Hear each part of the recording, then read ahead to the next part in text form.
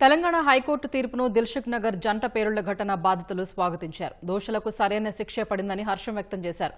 మిఠాయిలు తినిపిస్తూ ఆనందాన్ని పంచుకున్నారు. ఈ రోజు దాకా వాళ్ళకు ఉంచేది లేకుండా ఈ పాటికి ఉరి తీసేది ఉండే. ఈ రోజు మళ్ళీ కోర్టు తీర్పిచ్చినందుకు చాలా సమర్థిస్తున్నాం, చాలా సంతోషంగా ఉంది. ఇప్పటికైనా కానీ వాళ్ళకి చాలా తొందరగా ఉరి తీయాలని కోరుకుంటున్నాం. బాధితులకు సంబంధించి నష్టపరిహారం కావాలి. వాళ్ళకు కొంతమందికి కాళ్ళు పోయినాయి, కొంతమందికి చెయ్యిలు పోయినాయి. మా బాబాయ్ కొడుకుకు, మా మాస్టర్కు చాలా మందికి దెబ్బలు తగిలింది. మా దాంట్లో ఉన్న 5 మందికి అందరికీ ఏదైనా కానీ గవర్నమెంట్ తరపు నుంచి ఏమన్నా కొంచెం సాయం అందించాలని, అట్లనే A1 మిర్చి సెంటర్కు ₹1,00,000 నష్టపరిహారం అని కోర్టు తీర్పు ఉన్నది. పేపర్లు, జడ్జిమెంట్ పేపర్లు ఉన్నాయి నా దగ్గర. అవి కూడా ఉన్నాయి.